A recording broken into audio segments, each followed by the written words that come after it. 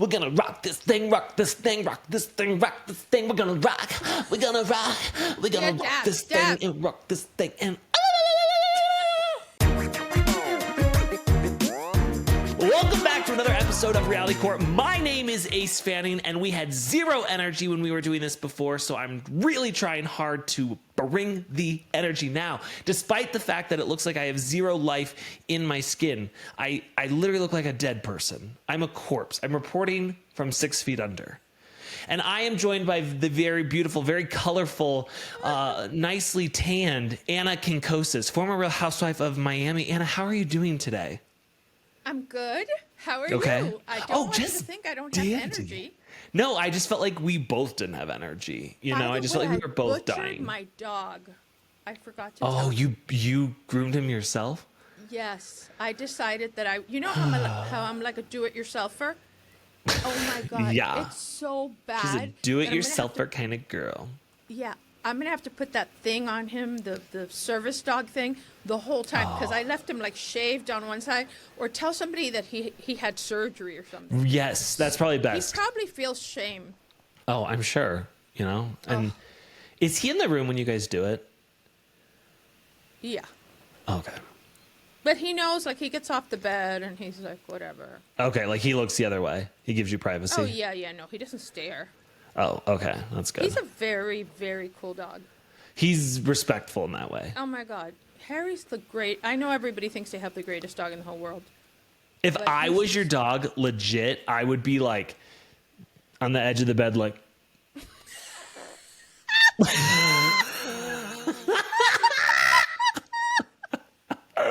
Whoa. Yeah, I'd be I wouldn't be, like, a cool dog like that and stuff. Yeah. You know, I have no doubt. Ana Quincoces, you are we're both obviously attorneys here. We're both highly educated individuals. We've both, we've taken on still huge. Paying off our student loans. Yeah, we both have taken on. Well, I'm not, because I took on some huge cases that paid that off for me. I'm a little bit more. What kind of cases? There was some of the big ones. Aaron Brockovich. I took on Aaron Brockovich. With Tom Girardi. Yes, I mean, Tom Girardi were very close. Unfortunately, yeah, it's sad what happened. You said. What did I say? Tell me. What did I say wrong now? You went to Yale Law Firm. Yale Law School. My apologies. Right. I just, I've been to so many places. I've had so many successes in my life. It's hard for me to keep track of all of them, But yeah, Yale, I was part of I've signed so many NDAs I can't even say. So yeah, that's where that's about. I'm just wondering, since you're going to BravoCon, yeah, and Masood will be at BravoCon. Are you nervous? Good. Should I introduce myself? Are you nervous about that? No, at this point, like, I'm waiting for Stephanie to be on stage and be like, "Hi, Stephanie, my name's Ace Fanning." I'm in the audience, like a little bitch. "Hi, my name's Ace Fanning. You might know me because you tried suing me." "Hi, how are you?" "Hi, how are you?" "Hi, how are you doing to me? You tried suing me and stuff, so that's really fun." Well, we got a lot of legal stuff to discuss today. Which is why I was coming to you. I don't like to give my services pro bono because I am so successful, but I know that someone like you, that's fine for you. So I would love to get your take on what is currently happening. We have Todd suing Bravo. We've got Wendy 3-wick Candle Osefo going to the slammer. Wow. We need to talk about the legalities of it all. The habeas corpus of it all. The habeas corpus and the constituents. Yes. All right. So talk to me about Todd. Okay. So we know that Todd filed a lawsuit against Bravo, NBCUniversal, and Purveyors of Pop. Right. For defamation, 2 counts, defamation, and for the unauthorized use of his name for $11 million. Kim D said that it was $100 million. And I called her this morning to say, hey, it's really only, will you come on my Patreon today for 20 minutes and explain it? I'm like, no good deed goes unpunished. I was just trying to keep her from saying the same thing over and over again. Yeah. So, the complaint alleges that they've rebroadcast these false statements over and over and over again. For example, somebody started, and I guess it was Adriana, saying that he had financial issues, and he doesn't have financial issues, and so he told them, I don't have financial issues, put them on notice, and despite that, they continued perpetuating this whole thing. So I did a little analysis. You know what, then? I want to sue every single person who comments something mean about me on here because none of it's true. I'm not annoying, okay? And I'm very smart. And now you have color. What happened? A little bit of color. But I'm not, Wow. and I'm not, I'm not any of the things you guys are accusing me of being. So please be nice to me or I'm going to sue you, Stephanie and Masood style. In order for Todd to be successful, he has to prove under Florida law that there was a false statement. Okay, so that the statement was, false statement of fact, that it was published to a third party, which is the entire Bravo audience. The fault has to be at least negligence. It doesn't have to be intent or malice, just negligence. And then damages. He has to prove his damages. So, in other words, he has to prove how these statements affected him monetarily. He has to have lost something as a result. Okay. So he in the complaint quotes specific episodes like season 6, episode 2, 4, 6, 7, where Adriana 5, 6, 7, 8. Who do we appreciate? It's Todd. A little bird told me Todd's business is not doing well, and he had to move to a cheaper place. So he asserts that the producers knew this and and did it anyway. He also claims that he does not have a release for season 6 or 7, and that they have continued to talk about him. He claims that there is business damage, like a measurable loss of goodwill and the reputation in the Miami commercial real estate market. And he's going to have to, really prove that quantifiably. That's a little difficult. But here's the thing. Isn't he considered a public figure for the fact that he went out there, he made these videos, he posted these videos? Yes. You don't need a release when you're a public figure, right? They should have gotten a new release from him. Okay. But he's already agreed to be on the show. And, I don't have a release for this season. If they mention my name at some point, I can't sue them for that, The weaknesses of his case, that it's opinion versus fact. That was just her opinion. It's a rhetorical hyperbole, not really defamation. Okay. He's a public figure. That's also a weakness. It was a comment made by a third party. So it's a third party. It's one of the Housewives. It wasn't Bravo executives who said it. I object. And quantifying those damages is really, really hard. So on count 1 of defamation, I would think he has a moderate to a low chance of prevailing. Okay. Good. Media cases against defamation cases against media companies are super, super hard to prove. He needs clear and convincing evidence that there was malice, blah, blah, blah. And actually, what they, when I did the research, the case that came up was Brandy Glanville versus Joanna Krupa. Oh, the smelly pussy case. Yes. And, they settle outside of court and they get dismissed under First Amendment protection. And just the broader part of that the participants, they had releases at some point. Okay. His strengths are that he claims there was no releases, so there was no consent. Okay. The show does use his name in dialogue or footage for profit. So in other words, you're using his name, and Bravo and Peacock are benefiting from that. He's asking for $11 million. This is what I think. I think that they're going to immediately, there's an arbitration mediation clause in all these releases. They're going to sit at the table with him.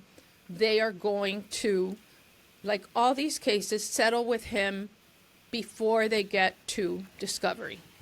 Because Okay. discovery is bad for the defendant in all these cases. That's just like when Masood tried to sue us.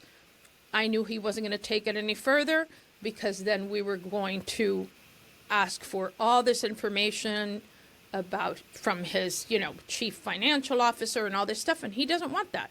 He just wanted to scare us. So Todd did tell me specifically that any money he makes off this, he's going to donate 100%.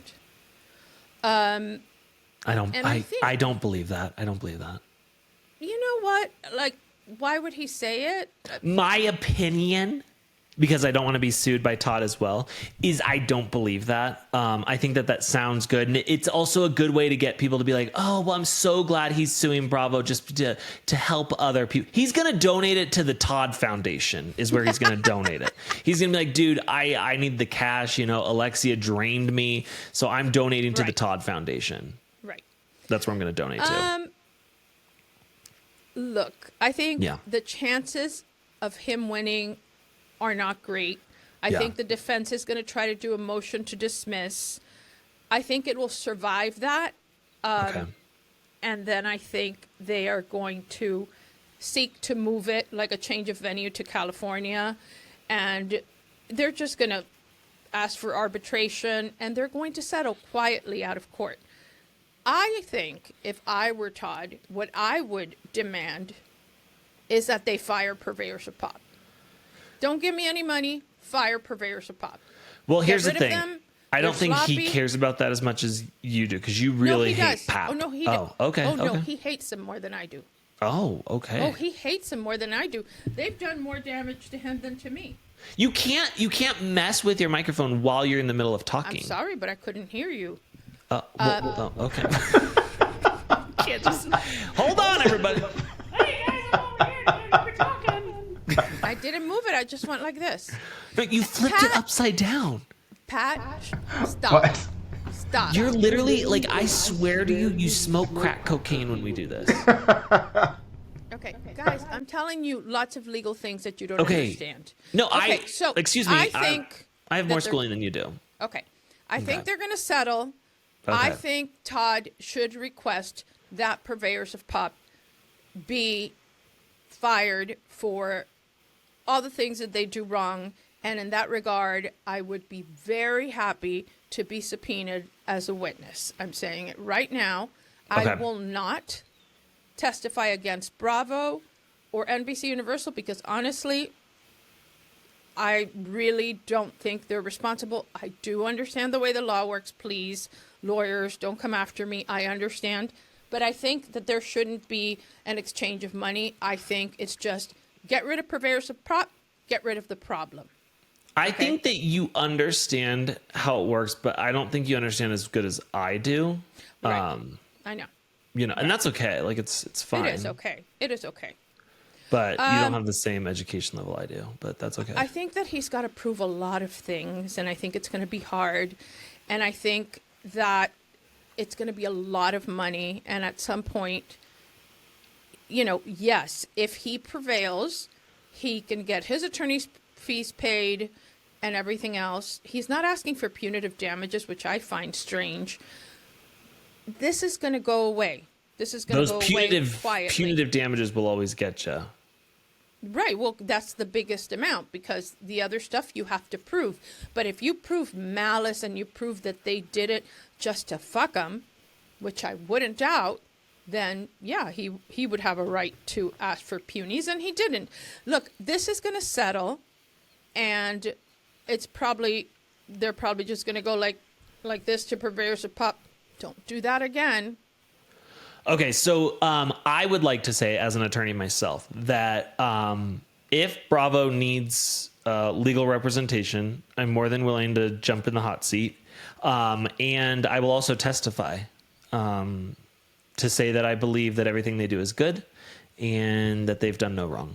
They have excellent representation. I mean, I have seriously been a Bravo fan for... I started at like 16, like how Right. I'm 35, almost 20 years.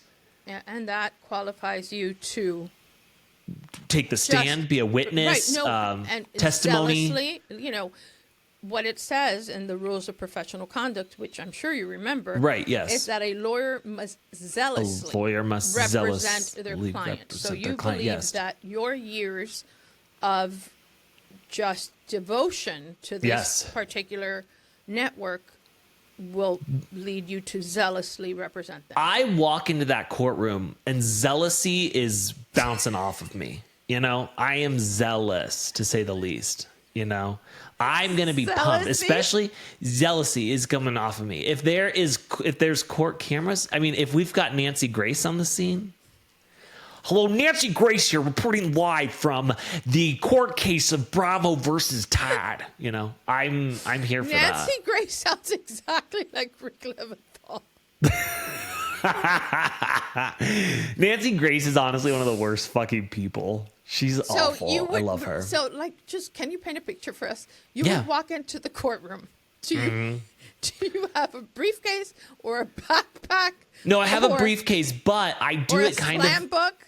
No, because you know what? Back in the day when they had Ellen on and people would walk out to their music, I would do that. I'd have my music going. Oh, but and I'm not doing it's not allowed. I'm every woman. Right, but the music has to be in your head. You have a soundtrack in your head. It's not allowed in court. The soundtrack in my head when I walk around is the theme from Shaft, which you don't know it because you're No, I don't know what Shaft 18. is. I have a Shaft. You should listen to it. It's like it goes, Shaft, she's a bad mother. I don't feel like that's how it goes. It's something like that. You want to play it? Okay. You want to play it? Okay. No, I don't want to play it. Well, we're going to intro this show with the Shaft. I mean, what is your theme song? I'll get it up for you. Woman, hear me roar, in numbers too big to ignore. Oh, actually, you know what it should be? No, I was going to say Let's Get Down to Business from Mulan, but instead... Woo! That's your favorite. We don't need nobody. I just need your body. Nothing but sheets and that's Work. Work from Home, Fifth Harmony. Yes. Didn't Fifth Harmony, one of the girls went to Carrollton where my girls went to school, I think. None of the girls. Oh, Carrollton. Is that a high school? A high school, yeah. Oh, okay. I was like, none of them went to college. Okay. Now you have to hear my song. Okay. It's from a famous show. You've never heard of Shaft? No, I have no idea what this Shaft is. He was like a theme from Shaft. What is Shaft about? He was a cop. Hold it to the mic, not the computer. I can't hear the... Listen. You see? Come on, get to the sound. Good God. Words.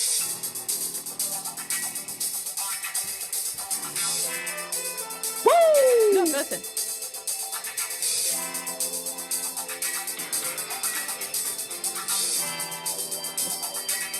Anna, this is literally a 10-minute fucking intro on the song. Just fast forward to a random part.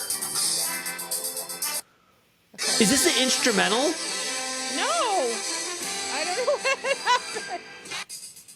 Oh. Wait. Oh my God, we're starting over. This is so bad. Wait, how do you do it? Click on the bottom part where you see the music. I see it, and it's not doing No, anything. click on it so it's big. Oh. Big. Oh, yeah. Oh my God. There's no words to the song. Yeah.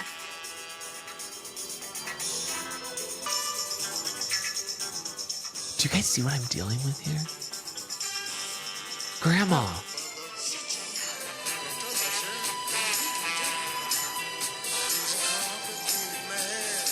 I can't even understand what they're saying.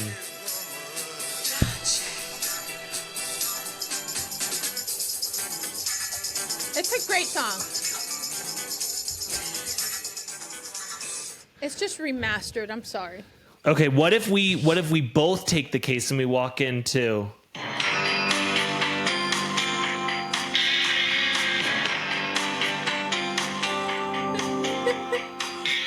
that could be good too. Wow. Okay, that was a big waste of time. This episode is 30 minutes of Anna trying to play some song that nobody knows. Appreciate that. Thank you. Please, guys, let him know that you know. Let him know that you know. Let him Anyway, know. I hope that Todd settles. Loses. That it doesn't cost Bravo any money, but that it costs Purveyors of Pop their job. Yes, please. That is I don't what want I want. Bravo or NBCUniversal No. in this at all, and I will take their side 100%, Right. and they can do no wrong. So that's where I'm Right. at with that. And if So they I need think someone he's just zealous, gonna- I'm here. Right. He's just going to kind of agree to a confidential settlement, a non-disparagement agreement. You can never use my name again. Take out anything where you've ever mentioned me in the past, and that'll be that. It's so funny because Todd loved the show when he was painted in a good light, and now he's like, "This is terrible. I hate this show. This shit." I mean, look, a lot of it was his fault. Things started going down with that 9-minute apology. Yeah. Because the thing And is, freaking out about the Godiva chocolate. You giving them Godiva chocolate? the good stuff. Remember when he said that? Yeah. The good stuff. Yeah.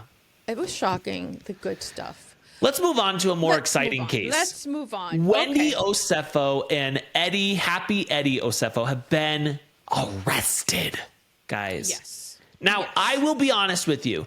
I have fallen out with Potomac ever since they got rid of Candace. I've had a really hard time, and I try every season, and every season I get pissed off because I'm like, I wish Candace was here, First, they get rid of Monique. Then they get rid of Candace, and it's just like, and obviously Monique is somewhat back this season, but I'm all in again. Now that, because here's the thing, Karen Huger, I was all in because I wanted to see her, but she didn't own up to anything, whatever. Now this season, what's fun is we're finding out about what happened to Wendy after the season. So now I'm going to watch the season like when a you hawk. watch this season, it's so funny. Like I was watching yesterday, and she is so talking about how proud she is of her husband and his entrepreneurial skills, and the kids are so happy. And this whole time, And they're remodeling their house. they are such bad criminals. Yeah. I would be such a good criminal. How? What would you do differently? Well, first of all, do you know what she did? Okay, look. First of all, the woman has 78 degrees. Okay? Yes. Right? Because she's doctor this and that. I mean, at this Same. point, this is Real Housewives of Prison. Okay? Yes. Oh, absolutely. Okay. So, did you see their mugshots? Smiling. Why are they fucking smiling? Oh, I've already planned if I have a mugshot, I want to smile on mine too, because everyone thinks I'm such a pussy that can I just quickly do my shot for you? Yes, please. Can you be the photographer, please? Like, give me some feedback. Okay. Like tell me. So, hold still. Okay. Look at the camera.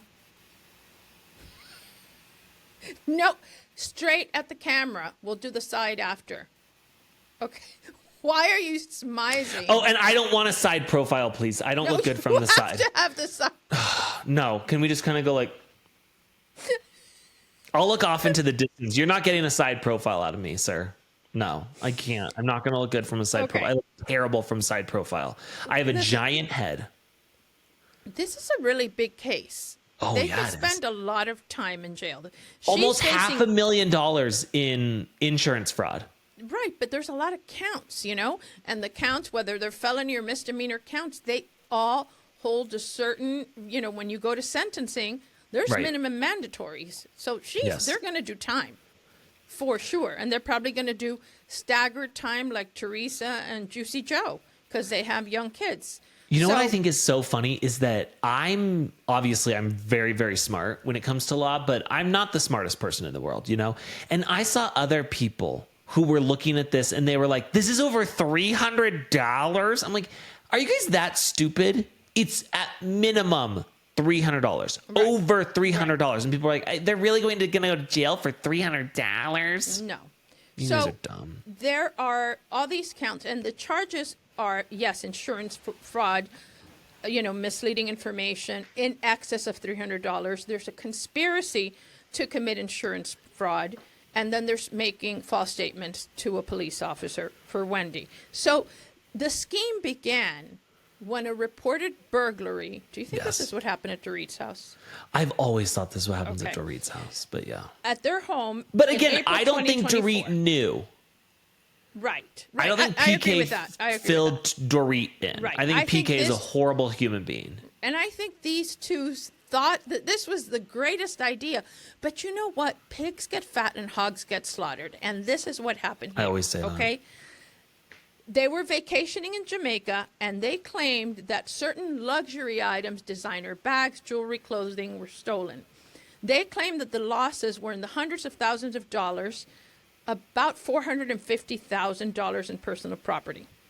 So some of the inconsistencies is that some of the items they claimed had been stolen, she returned them during Yes. the time that, let's say it had a 90-day return policy. She returned them to the stores.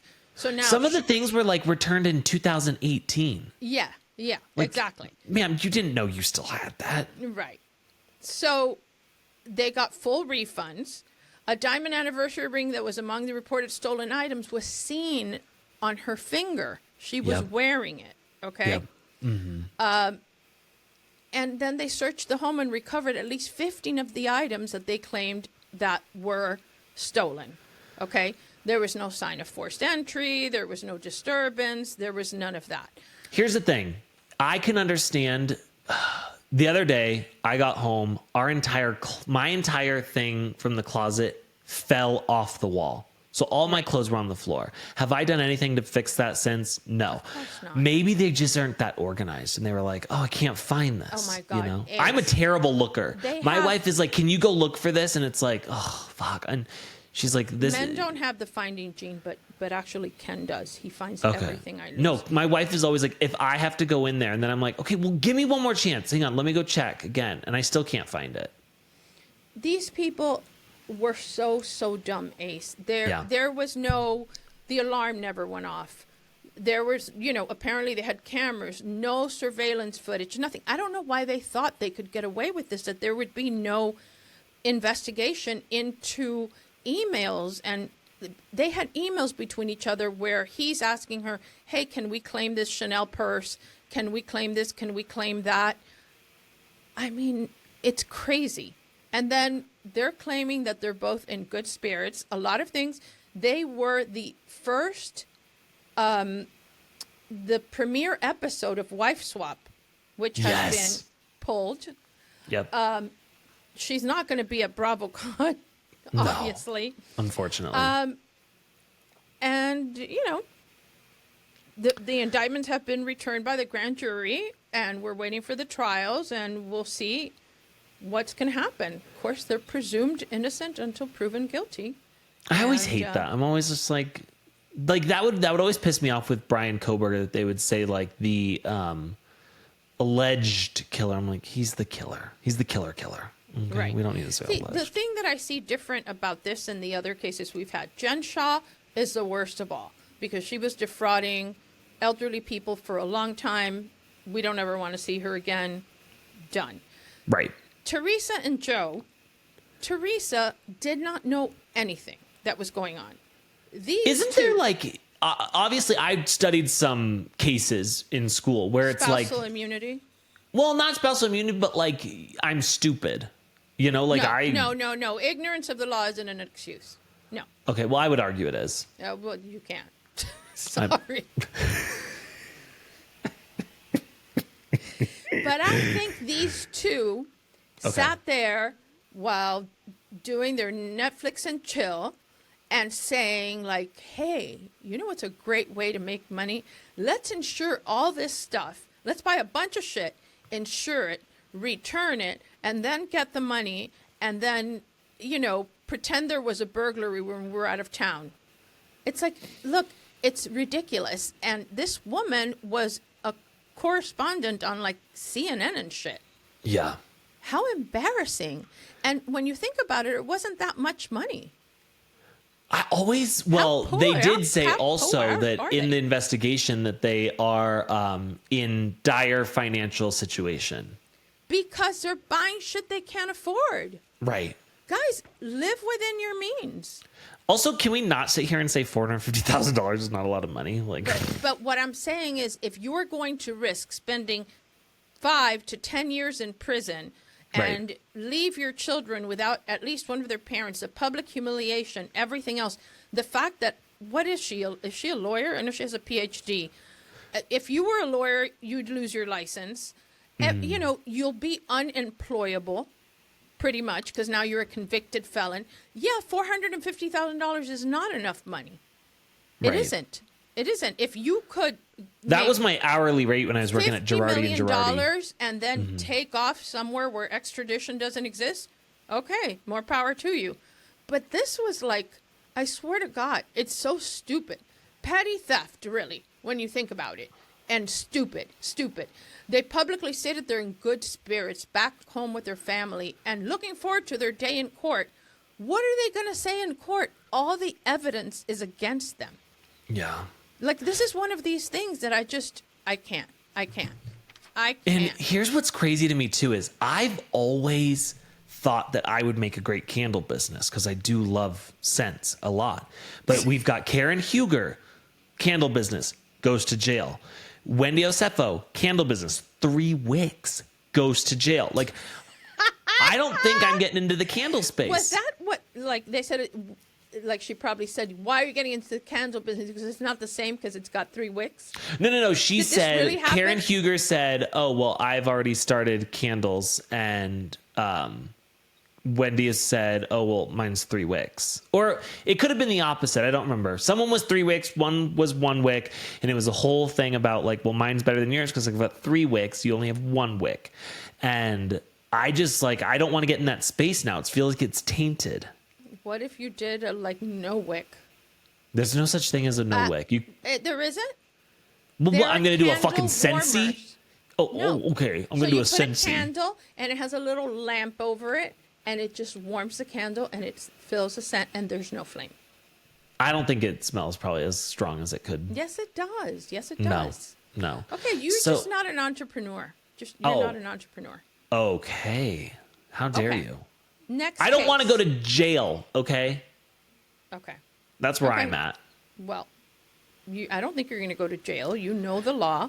You know what to do. You know what not to do. You're not interested in a candle business. And you're going to be fine. You're going to be fine.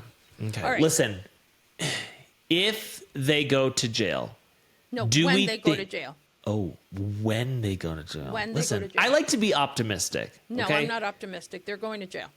If they go to jail, do we think that cameras will follow them up until they go to jail? Probably. And I am going to post the sheriff's office explaining everything that happened when they got arrested and everything else. We are here to announce the indictment and arrest of Wendy and Edward Osefo. Both Wendy and Edward are reality actors in the series The Real Housewives of Potomac, Maryland, which on April 7, 2024 at approximately 10:13 p.m., deputies responded to Edward Osefo 911 to report the burglary. They reported that their home had been burglarized sometime between April 2nd and April 7th of 2024 while they were on vacation in Jamaica. The Osefos claimed that designer handbags and jewelry valued at more than $200,000 were missing from the primary residence bedroom upstairs. The residence does have interior and exterior surveillance cameras. None of the cameras picked up any motion or indicated a breach inside of the house. It was alleged that the burglar came in through a second-story window into the master bedroom. There was no evidence inside the residence that someone made an attempt to get into the residence through that particular window. Upstairs, where the theft occurred, was ransacked. The mattress was thrown off of the bed onto the floor to give an indication that a burglary did occur. In the days following the initial report, the Osefos contacted the detective several times to provide additional information about the alleged burglary.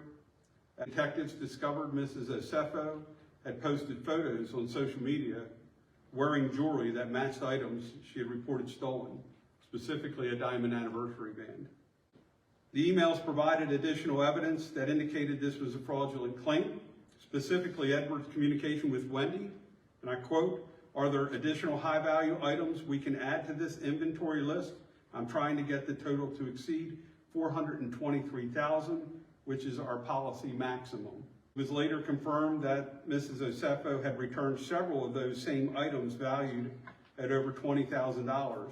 It became clear that the Osefos had fabricated the burglary and filed a false report and attempted to fraud their insurance company. The case was presented to Carroll County Grand Jury, which returned indictments against both Edward and Wendy Osefo on multiple counts of fraud and false reporting. Both individuals were located and taken into custody. After the arrest, an additional 15 items that were believed to be reported stolen by the Osefos were located during that search and seizure warrant. Those items included jewelry and high-end handbags. The Osefos were booked into the Carroll County Detention Center and later released on $50,000 bonds. Let me tell you, they want to make an example out of them. Oh, yeah. They always want to make an example out of reality stars. Yes. Have you ever stolen before? No, but like No, I'm saying like even like younger kid, like, bloop, I'm going to take this. No, I was. I never have either. No, but I'll tell you what. When I got arrested, because the other day they put all the mugshots of all the housewives, and it's like, there I am. Everybody's DUI drunk, you know. You made the cut? That's good. Yeah, I made the cut, but it's like, my thing was I drove with a suspended license that wasn't actually suspended because I did file my D10 clearance anyway. The point is that Criminals love an excuse. it's not an excuse. It's the truth.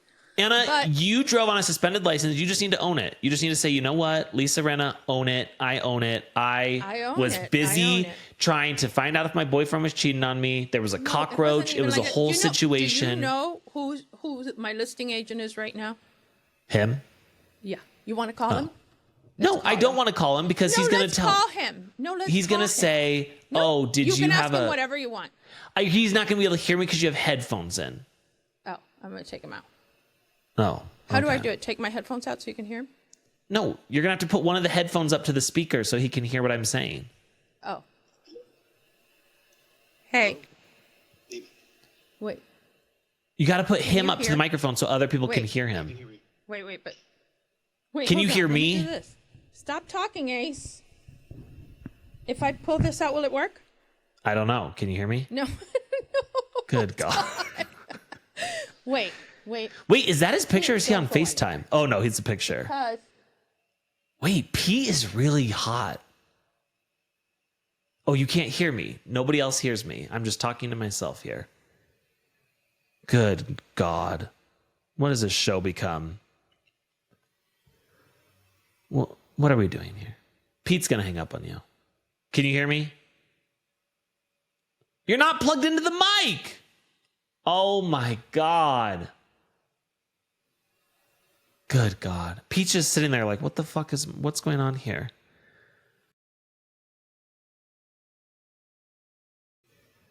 Can you hear me, Pete? Anna, can you, I think you disabled your microphone. Oh my God.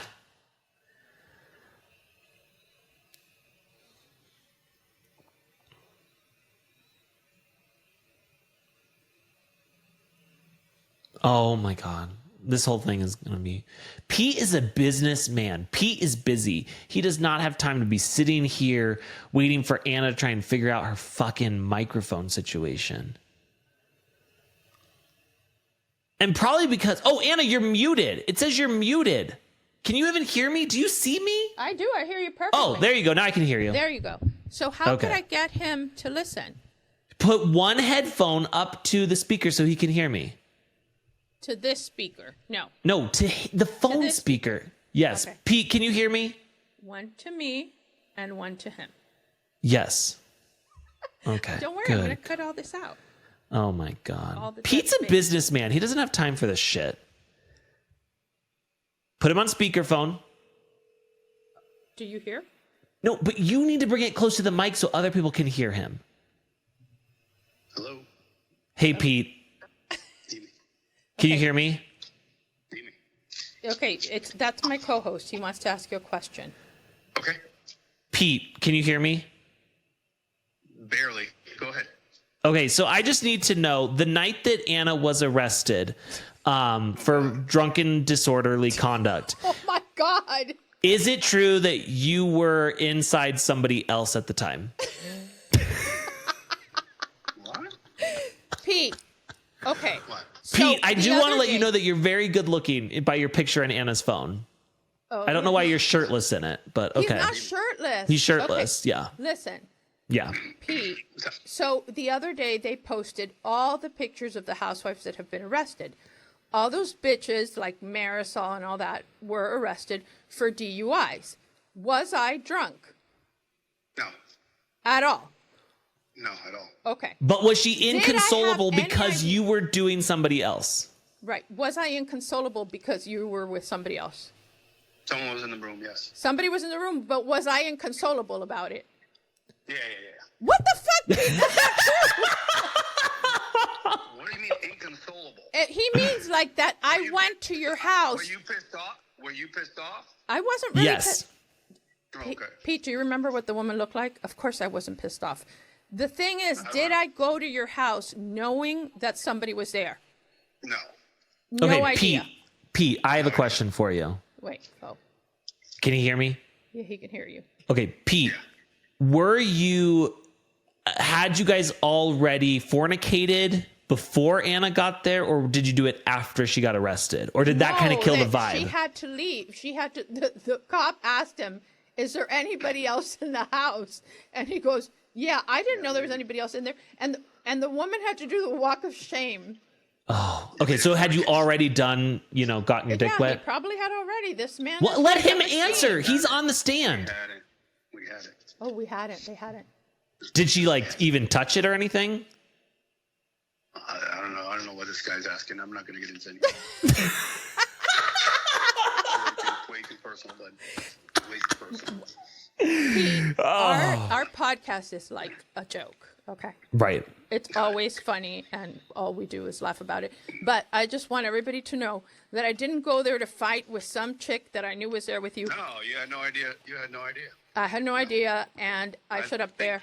You went over there more to talk because the other guy was at dinner with somebody, I think. Right. I don't remember Oh my that God, Pete, I can't believe you remember that. It was really Yeah, all he was my at dinner. fault. It was all my fault. I did. So Pete take the wrong. accountability. No, I did Pete wrong.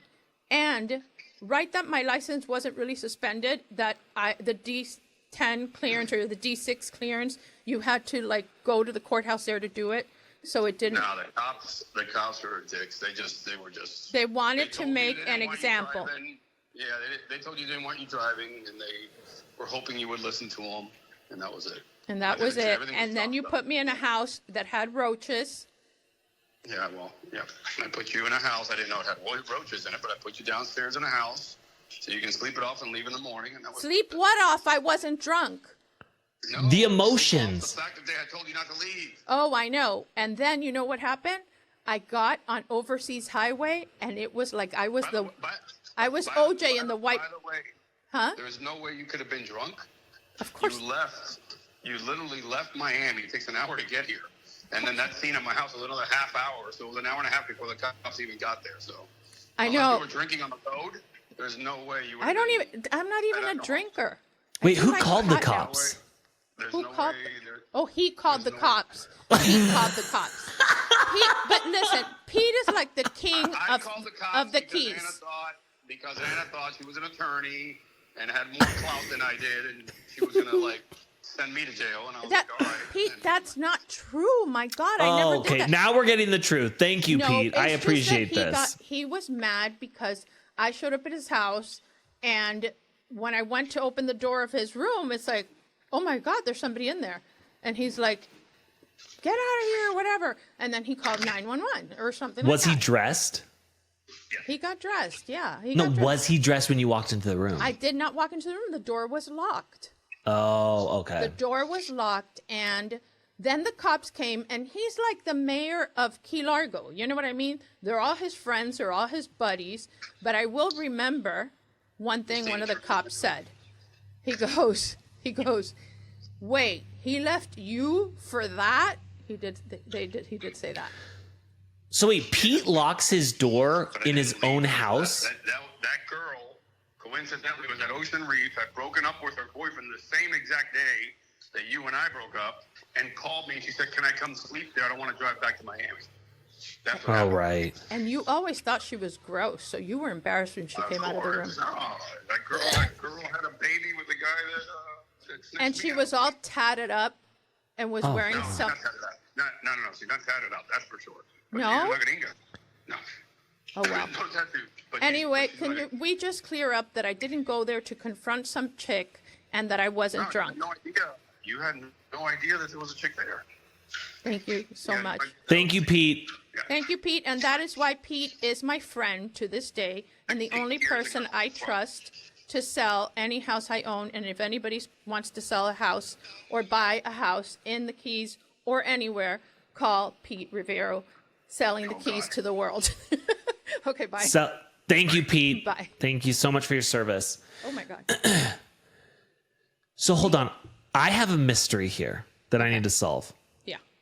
Why is Pete locking the door to his bedroom when he's Okay, in his own so home? I'm going to tell you now, like, the exact story. So the reason he said that I saw somebody having dinner. So I was hosting a fashion show in Coral Gables. The posh okay? fashion show. It was some fashion show. It was like right after it was a housewife. I had just broken up with my ex-fiance, okay?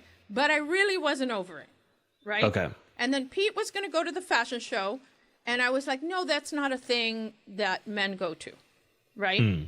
So then he had planned this whole weekend where we were going to go. He has boats and stuff, and we were going to go to Harbor Island the next day, and he had planned it. And so what happened was that I went to leave. I was in an Uber. I went to leave my bag of all my clothes at a friend of mine's, at a restaurant where my friend was, and she goes, "Don't go inside. Mark is there with a girl. Never seen Mark, my 5-year fiance, with a girl."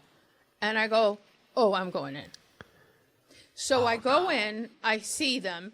He is like hanging on her every word, like if she was like, whatever. I go to the bathroom, I come back out, and I say hello to both of them.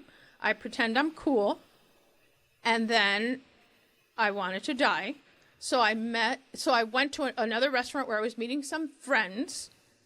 And when I got there, this is a funny story. Gloria Stefan and Emilio were there. And I went and I sat at her table. Same. And I said, I started crying. And she goes, no. Let's go to the bathroom right now. That guy was this and that and that. You know, she started just telling me all this stuff. Not about. And she was like, "Let's get loud. Let's get loud." Is that Amelia Stefan? That was or J-Lo. Gloria? That was Oh. Anyway, so I cried to Gloria in the bathroom and then decided that I was going to go all the way to the Keys to lick my wounds and try to reinstate this plan of going to Harbor Island the next day on the boat. But it And you was were trying too to get late. licked by Pete. No, but I'm a Scorpio. Pete's a Scorpio. We're fire and gasoline, right? So you guys are always trying to get your tails I together. Called him and I said, "I'm so sorry." You know, now that I'd seen the guy with the other, whatever, I'm on my way. He goes, "Don't come over here. Don't you dare come over here." I said, "I'm on my way." And he's like, "Don't come over here." And I had the code to his house to the door because we had been seeing each other for a long time. So he knew I was going, so he locked the door. When somebody tells me not to go somewhere, But I felt like I had to because I felt like that I had done him wrong. Like I had been such a bitch. I had been very unfair to Pete. Anna, just to say that you wanted to get your boots knocked or whatever That the saying wasn't is. it. You wanted to go there. Pete is very hot. He looks like he works out. Looks like he's got a great body. You wanted to just And he drives a red Lamborghini. Oh, Because I don't give it, but I don't give a shit about stuff like that. No, that's kind of. Pete's a that's very not nice selling guy. point. He's a smart guy. He has all the toys. He's very. You wanted to successful. get over your fiance by getting under Pete. Thank you. Yes, but Case I did closed. but I did really like Pete.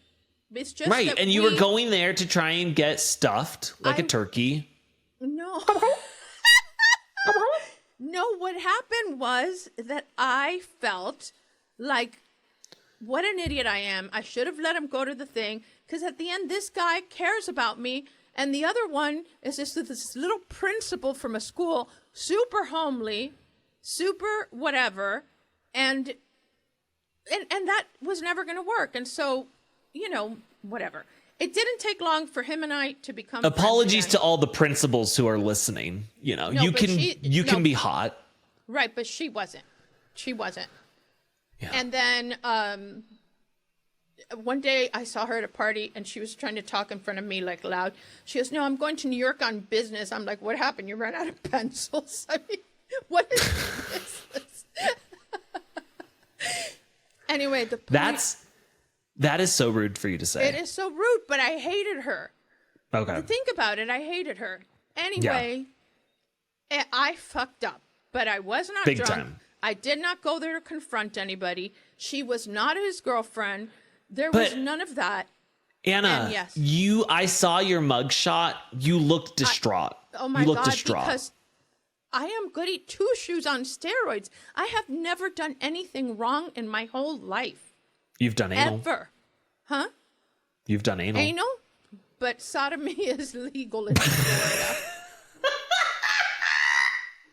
But what if you and Ken did it in North Carolina? You're going to go to jail. We haven't yet. Oh, okay. Yeah. Well, listen. No, we haven't. Looks like you can take a walk on the while. You know what I mean? dark side. Anyway. Okay. So I just wanted to clear that up because he's actually my real estate agent, my friend. He's friends with Robert, my ex-husband. He's a really cool. He's probably met also Ken. friends with Gloria Estefan. Quick name drop there. Who doesn't it's sing just Let's that Get Gloria, Loud? I actually spoke to her yesterday because same. because the Latin Grammys are on the 13th when BravoCon, like at the whatever. She's going to be Gotcha. Okay. I actually was on the phone with Shakira yesterday, and her and I were comparing stories about our hips. We're both having to get a hip replacement. And I actually also spoke to Pitbull yesterday. I didn't speak to Pitbull. I was actually busy speaking to Enrique Iglesias. I can be your hero, baby. Woo! I can kiss away the pain. Oh, yeah. Yeah. Yep. So anyways, Okay. Well, that's enough name dropping for one episode. Okay. Thank you, Pete, for showing up. Guys, come back for part 2. We're going to be right here right now, but we're splitting this into 2 episodes for those of you who are watching or listening or however it works. I don't really know. I'm not responsible for that. But if you don't come back for part 2, go leave us a 5-star review. Nothing less than only say nice things about us. And as always, thank you, Pat. Thank you, Hurrdat. Thank you, Anna. Thank you to my beautiful wife. And as always, thank you, Beyonce. Thank you, Beyonce. And it's We'll not be over right back. till the fat lady sings. So sing us a little tune. Oh, baby, when you talk like that, you make a woman go mad. I don't know any of the words. my Thank God. you. Goodbye. Welcome back to part 2 of Reality Court. Guys, we're back, and it's been 1 second. It's been literally 1 second. 1 second later, we're here, we're there. I don't know why we do this now. Anna told me to do it, and so here we are. We do part 1, part 2. Because people have told me that sometimes when the episodes are very long, they want to stop in a place. Okay. Like a specific place, and they don't want to miss anything. So I'm just doing an actual division. It's harder when you're doing audio. When you go to the YouTube, it's the whole long thing. Okay. When you guys are listening to this, just to recap, part 1, we talked about Wendy Osefo. We talked about Todd. We talked about Pete. Now, Pete is Anna's former lover who has a huge dick, great muscles, drives a red Lamborghini, and Anna is still in love with him. Hopefully Ken's not listening. Thank you guys so much. Ken listens to every episode, and I am not shoot. still in love with him. Ken knows him. I am not. Also, Anna did admit that she is a goody two-shoes, but she has committed sodomy. I think that's what it's called. So, all right, let's get into this. Let's talk about Real Housewives of Salt Lake City. Because, talk about, this is, what did we do to deserve this? What did we do? But you have French fries and I have franchises. Angie Katsanevis is so rehearsed, but she's really grown on me. Yeah, me too. Me too. She's really grown on me. I don't know how that happened. Even though she still talks like a robot. I like her. She's still very robotic, but I do like her, and I love Mary Cosby, and I will lay down my life for Mary Cosby. Now, I do have there's a situation happening in Salt Lake. Right. And that is that Whitney takes our very dear friend Britney to a little greenhouse situation. You know, they're looking at plants, as one does. Britney is busy jerking off a cactus the entire time. She's just stroking that thing. I'm like, girl, loosen that grip a little bit. Of pain, you know? Well, I just thought it's kind of thin. You know, I thought we learned a lot about Jared Osman in that moment. Tito Osmond, yes. Yeah.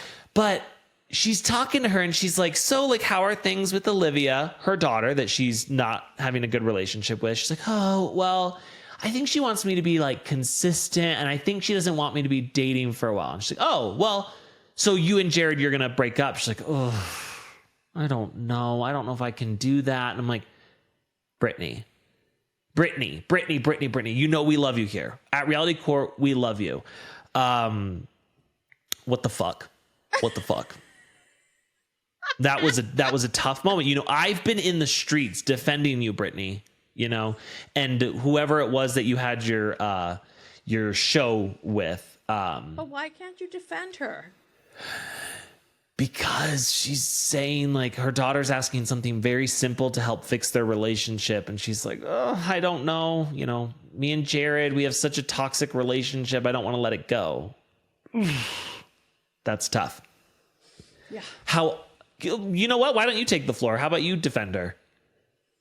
For Tito after Osman. This whole conversation with Pete, I don't think I could ever defend anybody because I make bad choices. Not that Pete was a bad choice, just that the way I handle things are not well. Listen, when women are in a toxic relationship, and it is stigmatized, right? Mm-hmm. And he doesn't have gout dick, right?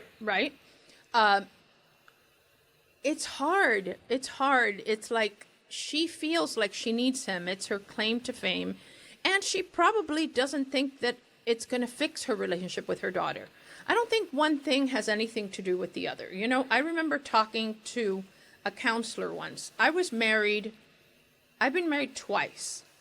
So Ken's number 3? Yeah. So Run I got for the hills, the first Ken. time, and I was 19 years old. Okay. And he was a nice guy, but like very jealous, and told me that he was going to let me go to law school, but that I could never practice. And every morning it's like, why are you wearing that? Why does your underwear match your bra? Why are you putting on makeup like that? And what was I getting? I got stuck on the why does your underwear match your bra? Why did he care about that?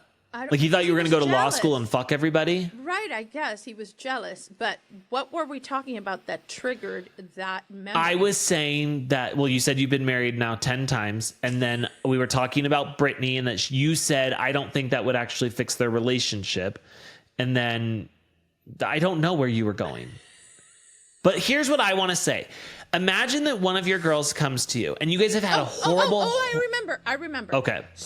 In my mother, who thought it was a great idea that I get married at 18, didn't want me to get divorced because then I would be a divorced woman at 19. Right.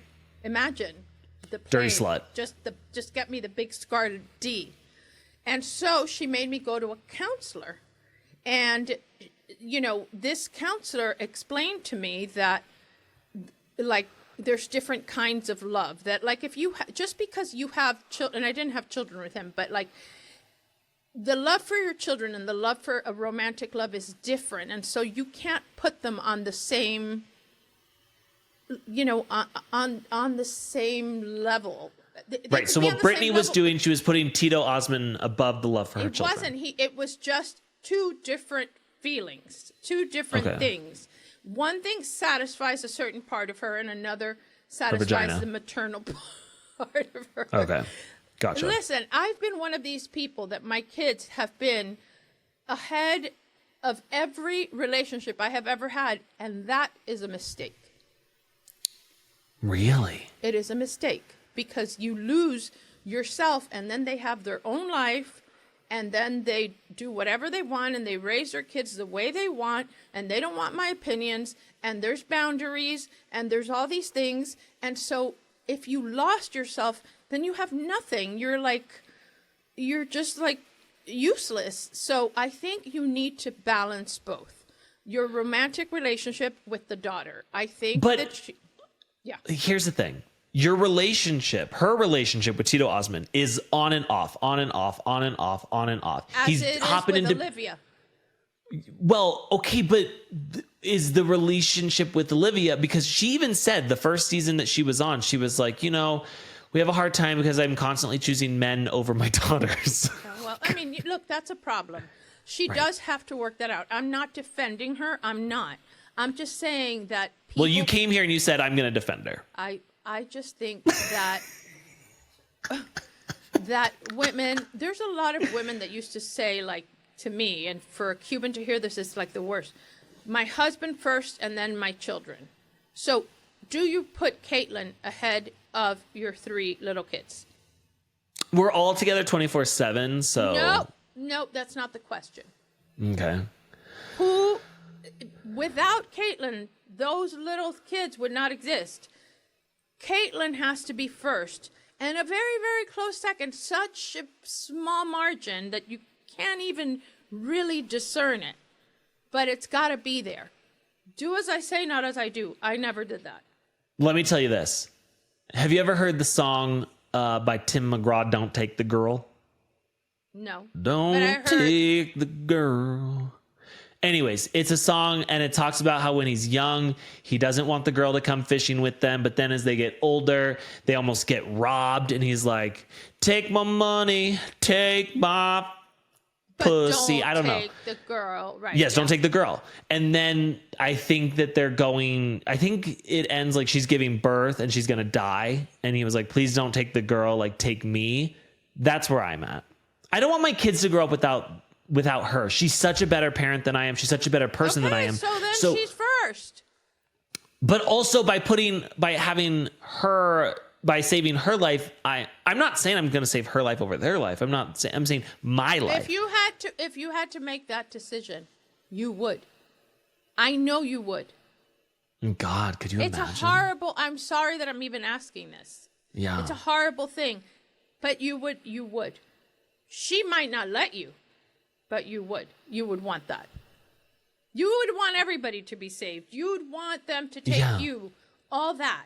But if you especially to think of how good it would look like if people were writing stories or a Lifetime movie about me and they were like, he sacrificed himself for his family. But that's not an option here. No, I'm just saying Your it would look kids good. or your wife right now. Do do do do do do do. I am not choosing.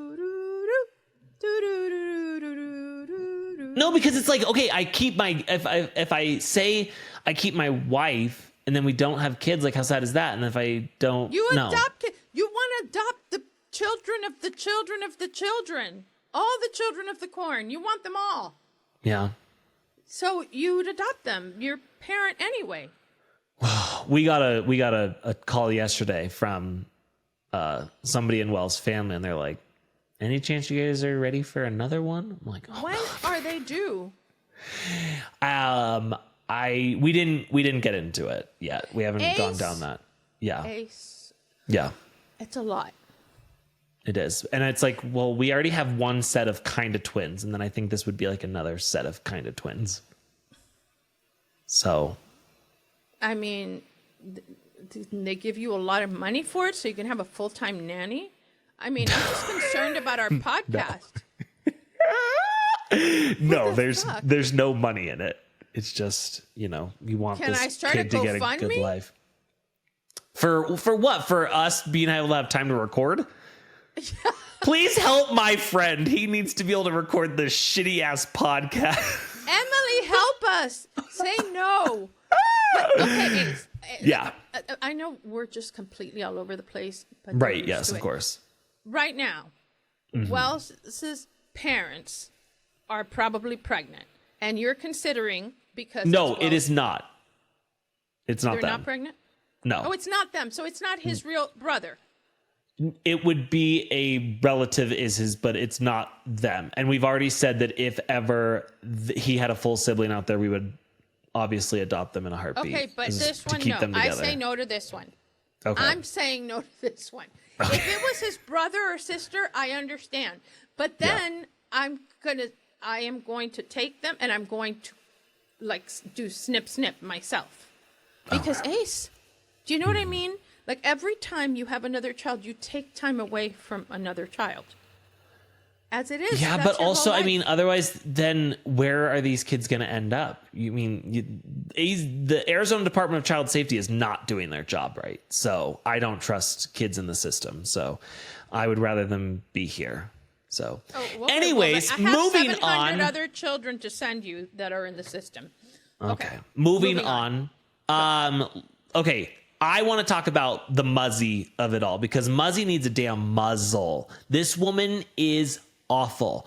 And I've never hated somebody more than I hate Muzzy. And the way that she talks to Bronwyn. And how is it that Bronwyn has come out of this, the other side, not a terrible human being? I mean, we haven't had Bronwyn on the show that long. She's not terrible. Get Bronwyn on this show. Get Bronwyn on this show. You work on that. I will. Okay, because here's the thing. I'll defend Bronwyn till the day I die. I lay my life down for Bronwyn as well. I want to get the mother on so we could talk about the eyebrows. Oh, honestly, it's like Robin Brown and Muzzy. They're sisters. They are sisters. One and the same. I don't even want to talk.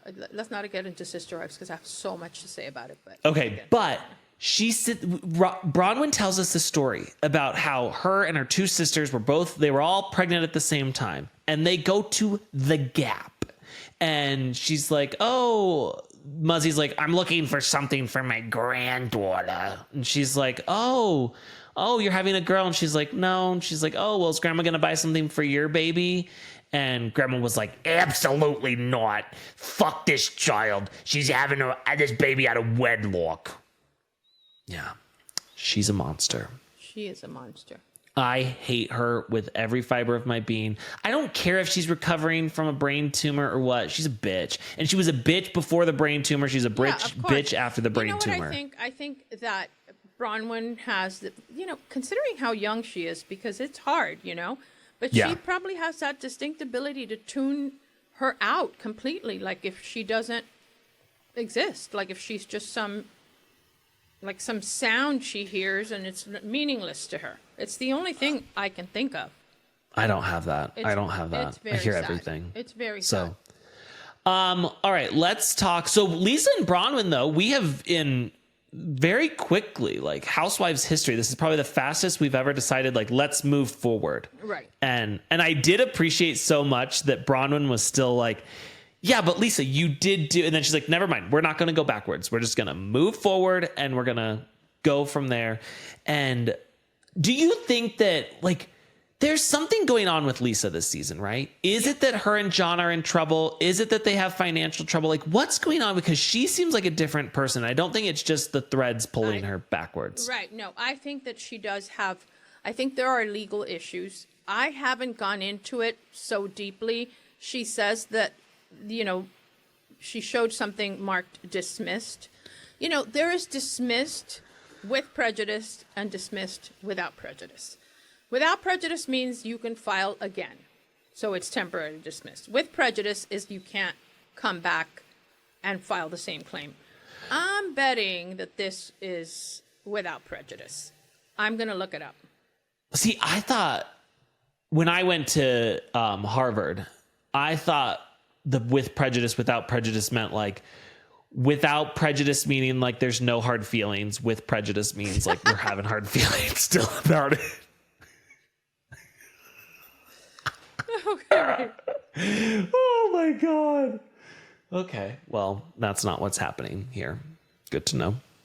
No, I think that that's what they're concerned about. I think listen, you know what I think the problem is? When people go on these shows, they overestimate the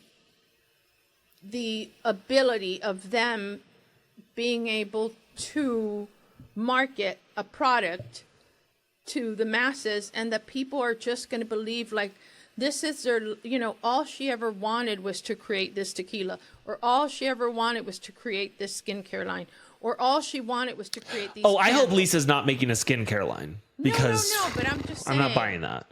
Right. I'm just saying, and then they get into it, and then it doesn't sell because guess what?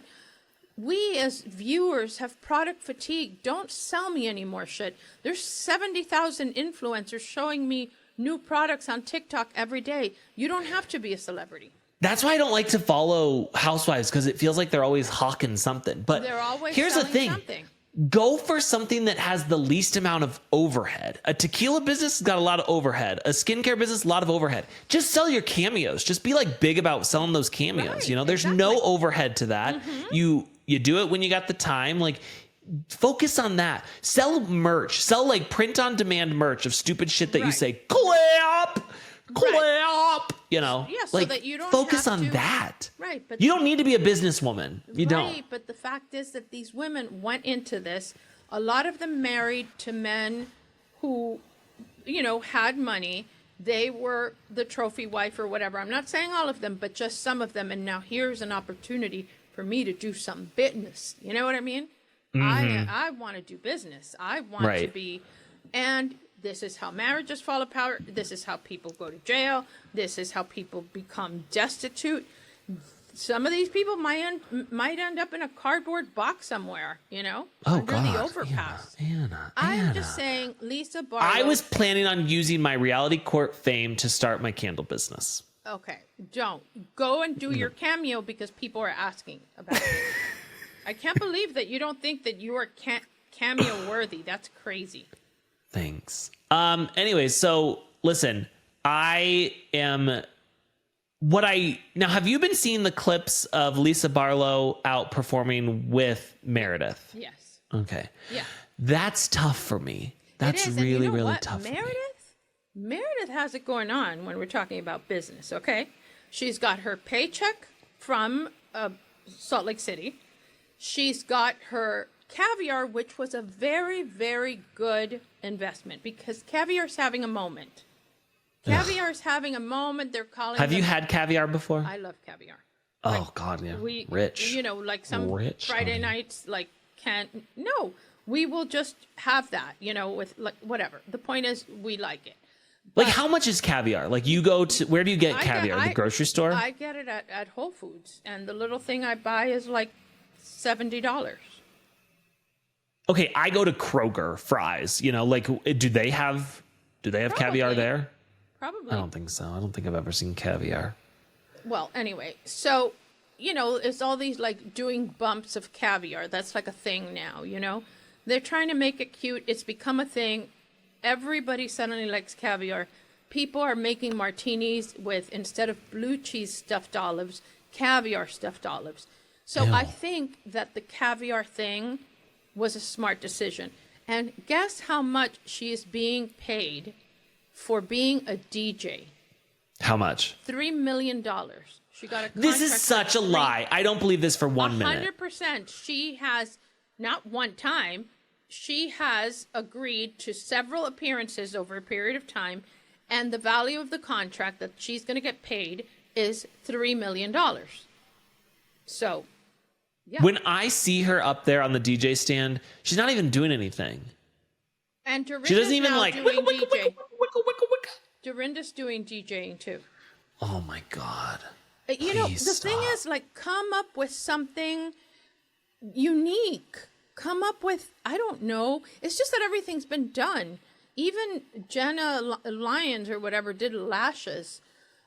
Do like a nose hair. Okay, but like plugger.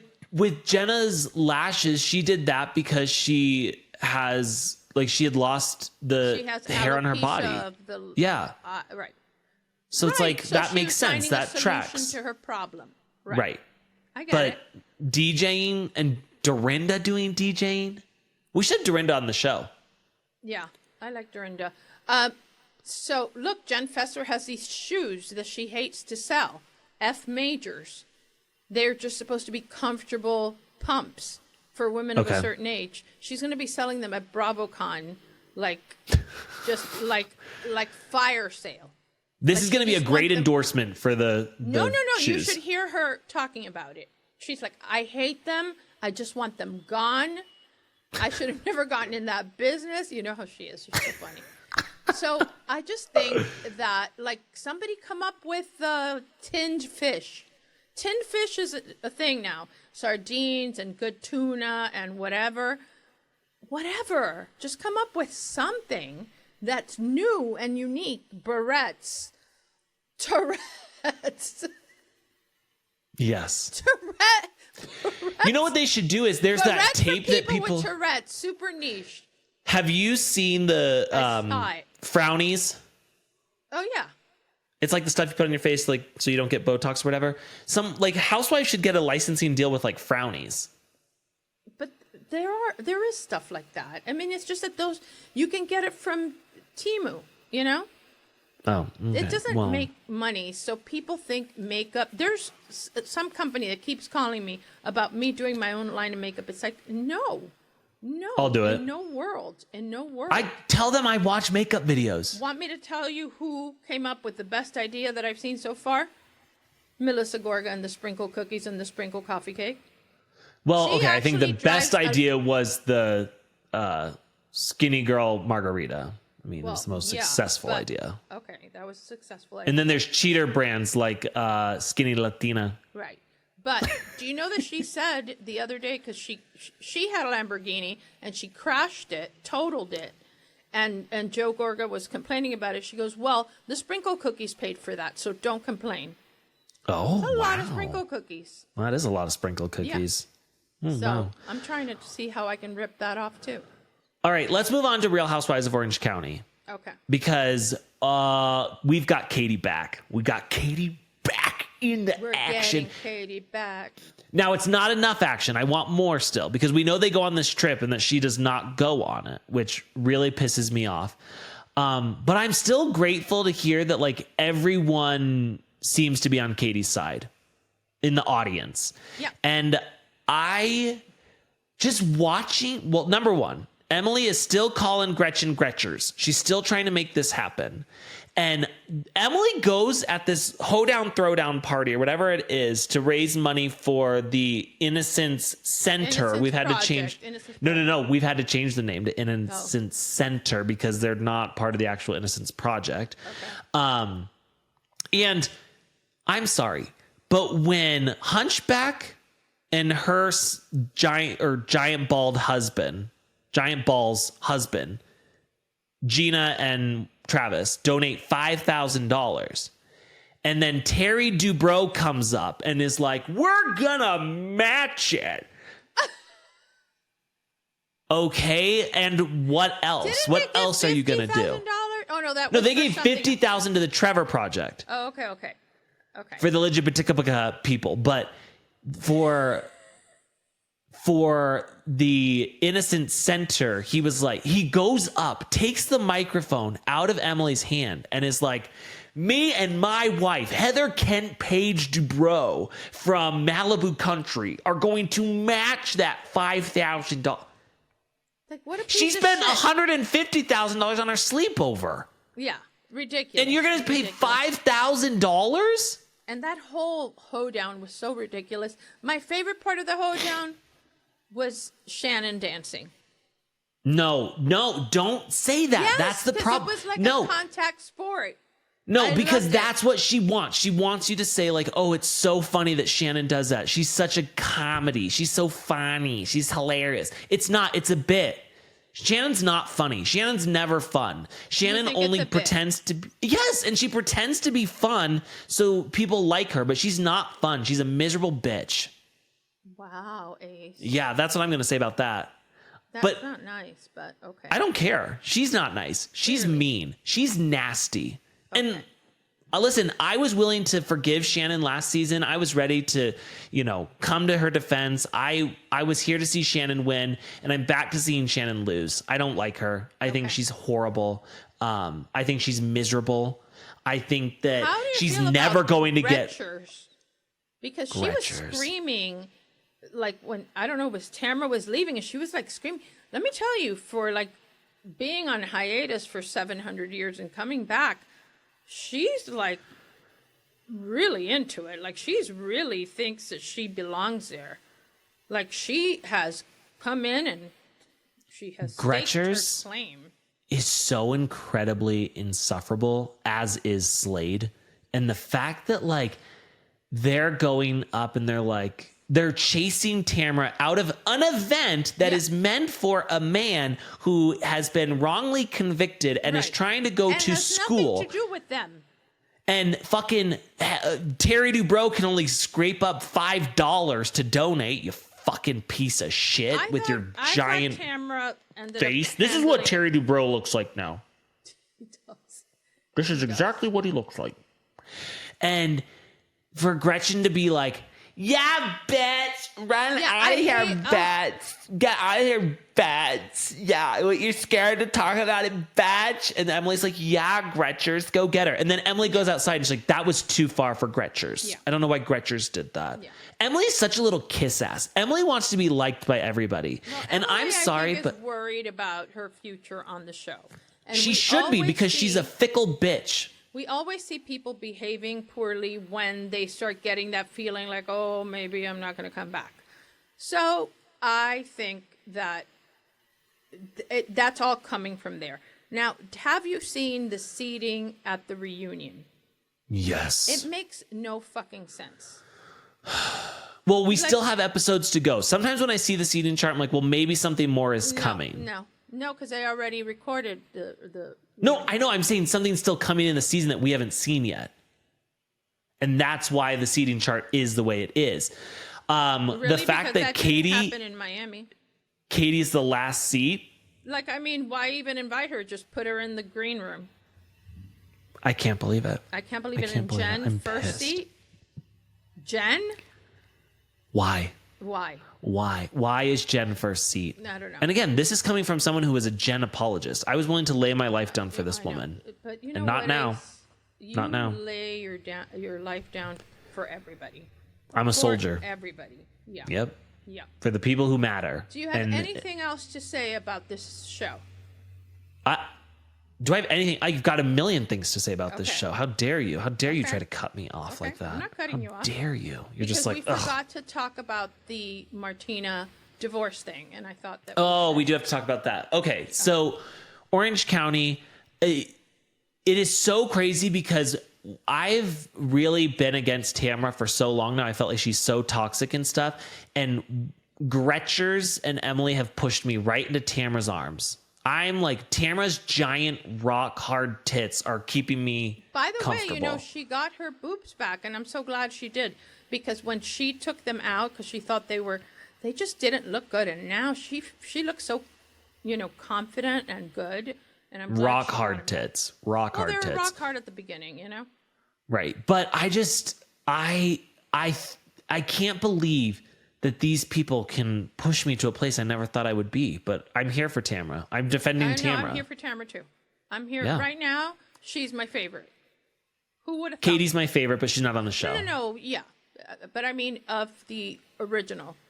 And I really think next season something interesting is going to happen with this 20th year reunion. But I want. Do you think that we're going to bring Katie back? That's what I really need to know. I think they are. I hope they better. They have to, because they were too unfair with her. Well, they are so lucky because everyone's creating this narrative of like, oh, I think Bravo was trying to protect Katie. And so Bravo's like, yeah, that's what we were doing. Obviously, we weren't just getting rid of her because we thought she was a liar face. So I'm grateful for that, because I think if they want to keep that narrative going, they're going to bring her back and give her a great third season. Yeah, I think she's going to get a third season, and I hope she does. I think she deserves it. All right, let's talk about Martina. What is Martina's name? Martina Marinkova? Navratilova. Who's Marinkova? Maria Sharapova. I don't know. No Martina idea. Navratilova is like a big deal in the tennis world, and I don't even understand how you don't know that. So, because I've never watched tennis a day in my life. We don't know for sure that this is true, but I will tell you, in Florida, Florida's a no-fault state. So that means that infidelity plays no role at all. Okay? Okay. So, and it's also an equitable distribution state, not a community property state, which Right. you know, community property means 50-50, equitable distribution, there's equity involved in what is right and what is necessary. And so what most people here do, people, high net worth people, they go and see every one of the big lawyers to conflict them out. So you go to see Ace Fanning. Not Ace Fanning, but like here in Florida, like whatever the big guys, AJ Barranco or that Ace other Fanning. Whatever. There's a whole bunch of them. Right. Cynthia something, which is who I think she's going to end up with. And what you do is that once you go and you talk to them, Julia cannot hire them. So she'll end up with some shitty lawyer. Even if you just talk? You are conflicting them out. Oh, so it's a strategy. That. So I think that that's what she's been doing, and that word has gotten out.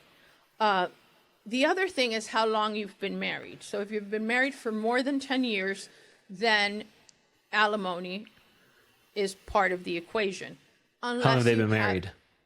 They've been married since 2014. So they've been married 11 years. Okay. So that's considered a long-term marriage.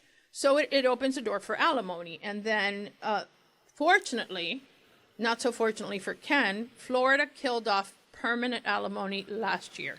So before there used to be like permanent alimony, like Ken has to pay his wife alimony until she dies, and she's never going to die. She is never going to die. Or unless she gets married, but she's never going to get married either. So, okay. So that's good. So Julia could get alimony for at least half of the years that she was married. So either a lump sum alimony or rehabilitative alimony, which means like you're trying to get a skill, like maybe, buying, I don't know, but also, isn't Julia going to morticians. qualify for fucking child support now? And then that's what I'm saying. I honestly, God forgive me, but I said this before. I think the timing of this whole adoption is very fortuitous for Julia. Yeah. Because, look, it's very hard. They're going to have shared custody unless Martina... First of all, Martina doesn't want these children 24/7 either. They have to split custody. And they have to, she's going to have to live in a house like what she lives in now. It's going to cost her. It's going to cost her a lot of money. And then child support depends on your income. So if Martina, let's say, makes $100,000 a year and Julia makes $10,000 a year, then Martina has to pay 10 more times than Julia. You know what I mean? There's like a chart. I always call it a chart, but there is a guideline, that you follow. So it's there based on that. Then the distribution of property, right? If they own the property as a married couple and it's their homestead property, then it belongs half to Julia, even if it's in Martina's name alone. And even if Can I tell you what really pisses me off about all of this? Is you adopted these children and you were like, we're going to give you such a better life than you would have had before. And not even a fucking year into it, we're going to be getting divorced. We're going to find out that your mom's been cheating, that... But don't you think that doesn't seem very planned to you? I don't know if it's planned or not, but it pisses me off because it's like... how they had a bad marriage. What are they going to do? The baby to save the marriage? I don't know, but like she can't control herself. She can't control herself. Men, women, morticians, coffee makers, Captain Sandy. What the fuck? Making out with every single person on her cast. Pinning Adriana against the wall. I'm sorry. Martina, run for your fucking life. Like, run for your fucking life. But it's going to cost her. She's going to get an equitable distribution to the properties they own. She is going to get alimony. She is going to get child support. And, you know, this whole thing about infidelity, it makes for good TV, but it means nothing in a Florida family courtroom. Nothing. Okay, so let's say that they get divorced. I truly, I don't trust Julia as a single Julia. I don't trust Julia as a single mother to these children. Okay, she won't be. There's going to be shared custody unless they show drug use or that she is somehow unfit because she leaves them alone to go buy coffee makers for morticians. You know what I mean? They're going to split custody 50-50. And then that means that she's going to get a lot of money. And the thing is that, you know, she doesn't really have to prove how she spends that money. So she could be giving them Chef Boyardee or macaroni and cheese from a box, and while she's buying more Haitian morticians coffee makers. Right. But saying that she's giving them filet mignon, you know, and Martina's paying for it, and she's really using it for whatever it is she uses facelifts for. Right. Oh, you know what else? We never talked about this, but there was more than just the Haitian mortician. There was also a police officer that Adriana said she was having an affair with. And there was seasons ago when they saw her making out with a guy. And the fact that she is desperate to make out with every woman on that show. If I was on that show and she got close to me, I'd be like, ew, get away from me. Get away from me, you psychopath. I feel like she's got bad breath. Oh my God, for sure she's got bad breath. There's a whole thing about Wendy Osefo's breath. Was it Wendy Osefo's breath? There's a whole... No, Stacy's breath. Ashley tells her you've got nasty breath. The breath that comes in from your loins, from in deep inside. Yuck. Awful. I am really, but the one thing I do think, and Martina, if you're listening by any chance, go and conflict out every good lawyer in Miami. And if you need Cynthia Green is who I think you'll end up with. Do not get Andy Leinoff. It's just that I'm not saying anything bad about him.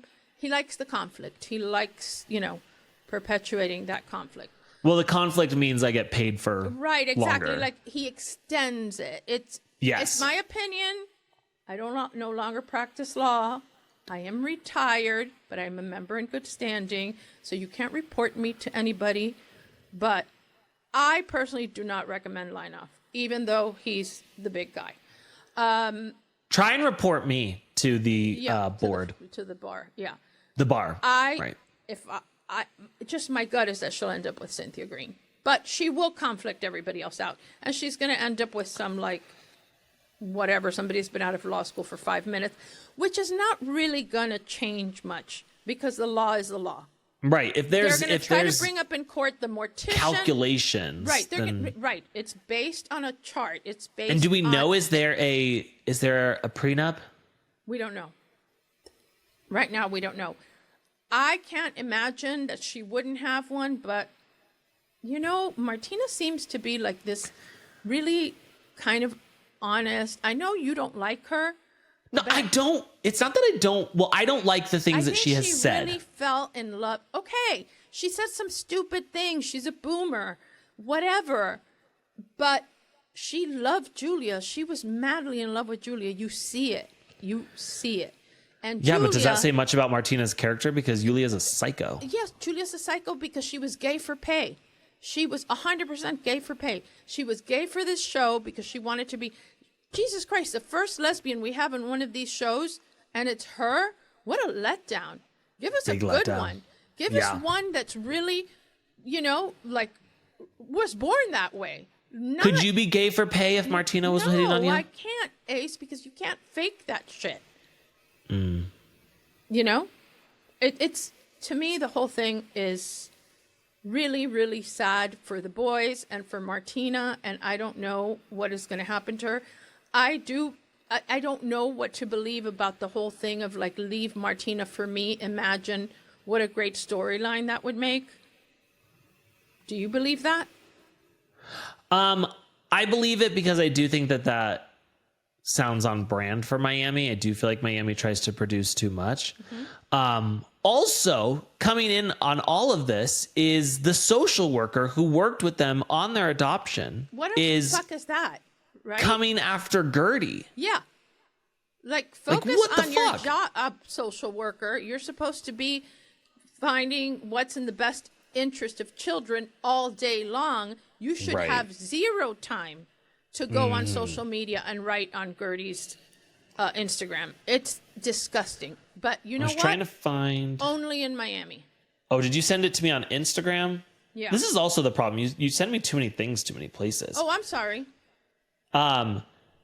You ignore text messages. Oh, Andy came out about Wendy Osefo and said, I'm really sad about this. I'm thinking about her and her family. Okay, sure. Okay, I mean, whatever. I'm not saying that he's not thinking about it, because the ones that suffer are the kids. So he's probably thinking about the kids. But he said I'm thinking about her what and her is he family. going to say? I'm sure that she didn't think that she was going to get caught. You know, don't do the crime if you can't do the time. Don't do it. Remember that Beretta? No. And I don't know what a keep your Beretta is. eye Okay, so here's on what's the happening. sparrow. We've got Gertie. So someone with an account, she's speaking with Emily Hanks, said, I no longer believe Martina had a cancer scare and missed the cruise. I believe Yulia had a secret rendezvous planned and Gertie was messing it up. And then Gertie comes in with a comment. Captain Sandy already said, I think on Watch What Happens Live, that there was never only one seat available, that Gertie could have easily come to that dinner. So I think Yulia is the kind of friend, though, who immediately drops you for whoever's more interesting or more powerful or whatever. So then a woman named Connie Going said to Gertie, you are the eternal victim. Move on. This show defines no one. And then Gertie said, can we report her? well, here's the thing. I don't know. So Gertie said, hi, Connie. I recognize you from our show. You are Yulia's social worker, but did she pay you a bonus to also be her social media spokesperson? Honestly, stay out of this and stick to foster caring. But here's the thing. I don't believe those kids came from foster care. I think it was private adoption. So I don't know what standards. That woman, whether it's about these kids or any other kids, she does not have the mettle, the heart, the band, whatever it takes to be in that job. Okay? No. If she has time for this shit. So. And here's the thing, and I'm telling you from my own personal experience, people are always like, oh, these social workers, they're so overworked. And yes, they are, and there's way too many kids in the system. But there are really, really bad ones out there who, I mean, our first social worker made it a point to make our life fucking miserable. Yeah, no, I remember. And she was so awful, and now she's quit and she's disappeared and moved to the East Coast. And I always hope one day karma catches up with her for how miserable she made our life when all we were trying to do was good. And she went out of her way to try and make us have a bad relationship with our first foster son's parents when we had a good relationship. Like, she was a monster. And remember so, the letter yeah, there I are wrote? bad ones out there. Yes. Yeah. There are bad ones out there, and there are ones who are overworked, and that's a different situation. Connie going out and feeling the need to go comment on something that she should not be commenting on is her going out of her way to be a bitch. Right. Absolutely. So. Absolutely. Wow, guys, we've covered so much in these two episodes. We've probably driven you guys crazy. I know it was all over the place, but I hope we entertained you, because as you can see, we don't plan a lot. We don't, it's not that we don't plan, but we just want it to be authentic. And, I think you all needed to hear from Pete, since my absolutely. made an We all appearance needed to hear recently. from Pete. Yes. Thank you, Pete, so much for your service. So, guys, go leave us a 5-star review on Apple, on Spotify, on Google Podcasts. I don't know where all you can leave a 5-star review, but do it. Go leave a 5-star review. Only say nice things about us. Don't say anything negative. We're not looking for constructive feedback. We don't want anything about Fat Chad. Who is Fat Chad? I think I'm Fat Chad, and you need the eye lift. I think so. I think so. But Because I mean, you don't need an eye lift. I don't, but why am I Fat Chad? Here's the thing. Fat Chad was definitely aimed towards me, and it was very hurtful because... I don't think so, Ace, because I don't need an eye lift, and you do. Honestly, they were probably both geared towards me. They probably just had a typo, and they were like, that Fat Chad who needs an eye lift. I was like, Jesus.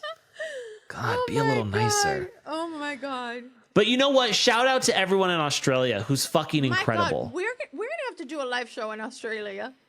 Oh, I love Australia. Australians have always appreciated me, and I appreciate Australians. When I did photography and I would teach, Australians always gravitated towards me. It's like they're the coolest people in the world, and by coolest people in the world, I mean they have the same sense of humor. My brother has traveled the world many times over, like I told you. He just got back from Tokyo. And I said, how was it? He goes, we're savages. I'm like, the people in Tokyo are savages? He goes, no, we are savages. Yeah. There are no trash cans. There isn't one little paper on the floor. There is no gum. The place is flawless. Yeah. The people have such self-respect and respect for their surroundings that it is the cleanest place. And he says he just felt like a savage.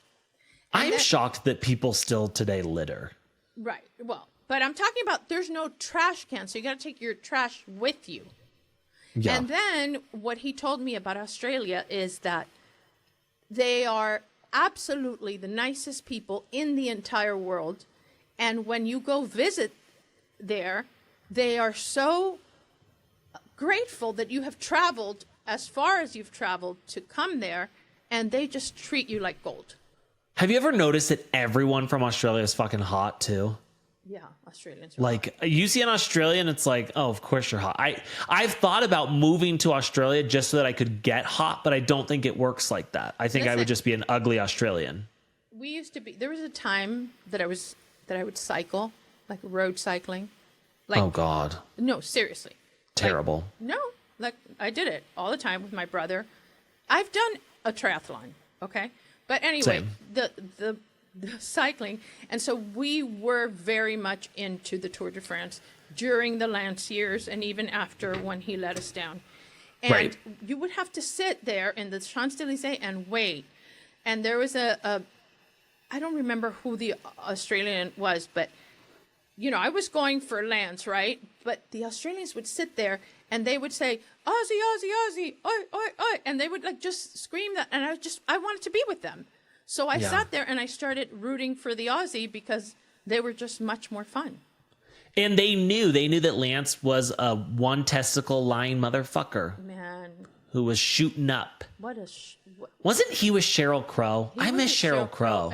And he did a number on her, man. He left her when she had cancer.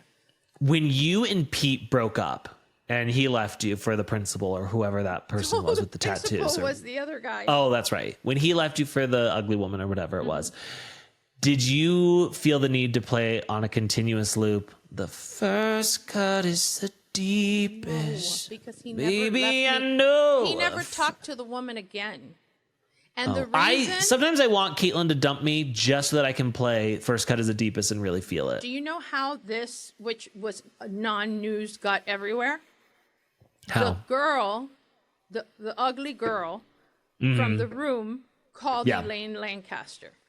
Not Elaine Lancaster. Elaine Lancaster, the drag queen, and she called the Miami Herald. Wow. Rude. Yeah. Rude. Can't trust anybody these days. All right, guys, listen, have yourself a beautiful week. We'll be back on Thursday with our part 3 of the Real Housewives of Miami reunion. And that's the last late night I'm going to make you do. Thank you. I appreciate that. We're not doing this shit anymore. And then we'll be back to like our regular show. We'll have guests again. Yes. All the good stuff. So yes. Thank you guys so much for watching and being here and putting up with our bullshit. Shout out to Pete. Thank you, Pete, for your service. And you know, I'm assuming that he was naked when you got there. He didn't want to say that, but she had touched his wiener. Thank you guys so much. Thank you, Anna. Thank you, Pat. Thank you, Hurrdat. Thank you, iHeart, because I know that you really want us so bad. And as always, thank you, Beyonce. Thank you. Right. Court is officially adjourned. Goodbye. Adjourned? Isn't it adjourned? Adjourned. Okay. Adjourned. I said adjourned. Yeah. You learned that in Yale Law Firm. Yes. Thank you, constituents, for all of your service, and our jury. Thank you for doing your American blessing. Right now, I'm going to bake some cookies to take to my contractor to meet at the house. Oh, because okay. There's these cookies I make that he likes. So you know what? I'm that person that makes cookies and shit. Wow. What? I mean, talk about philanthropy. White chocolate guava cookies. White chocolate chip and guava. Amazing. I don't want guava in my cookies. That's disgusting. You haven't lived. No. Okay. Okay, whatever. Well, thank you guys so much. We will see all of you later. Goodbye.